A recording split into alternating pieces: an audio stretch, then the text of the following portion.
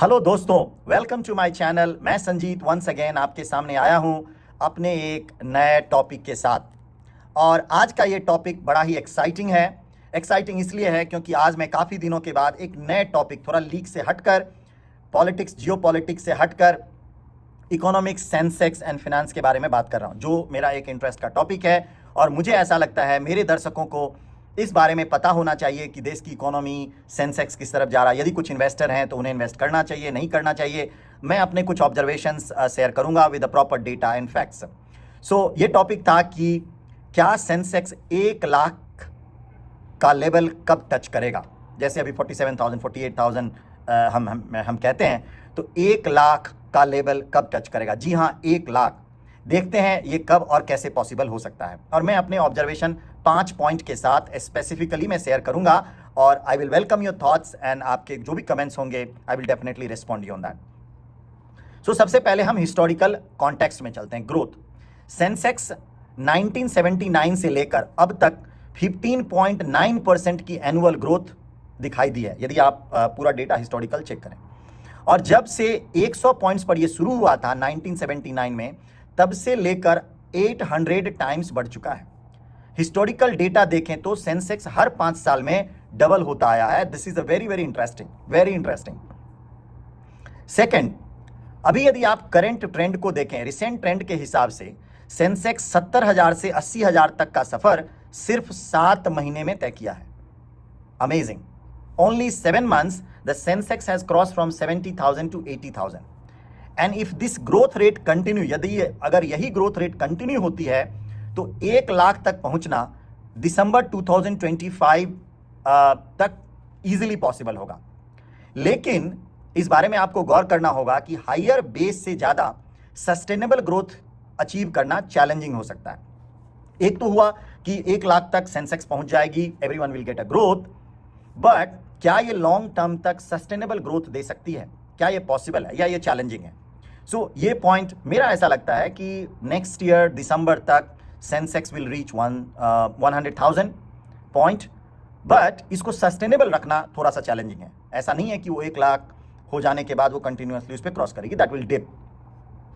यदि हम economic projection को देखें तो इंडियन इकोनॉमी अगले कुछ साल में एवरेज 6.5 से 7% एनुअल ग्रो करने का प्रोजेक्शन सारे world bank, IMF, any rating agency सारे ने दिया है।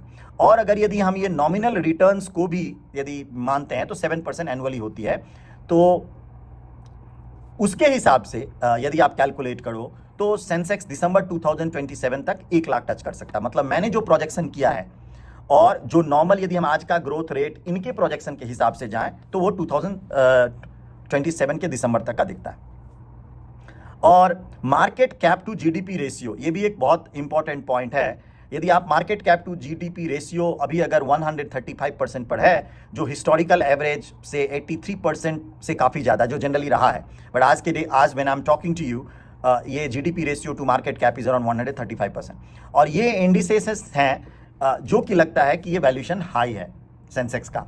और हिस्टोरिकल ट्रेंड के हिसाब से थोड़ा सा मुझे ऐसा लगता है पोस्ट करेक्शंस लोअर रेशियो पे आई है, 135% टू 83%।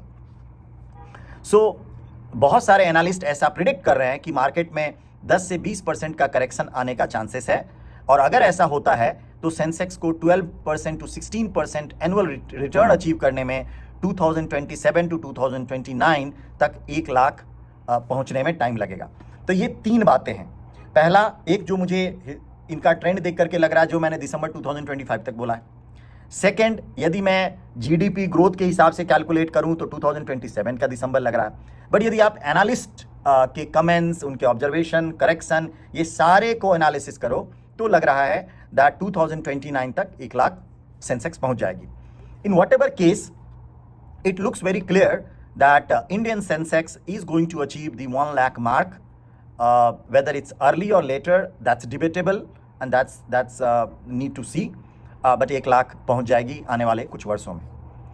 तो दोस्तों, अगर ये historical trends and economic growth और मार्केट करेक्शन को ध्यान रखें तो very optimistically I can say that we are going to achieve that.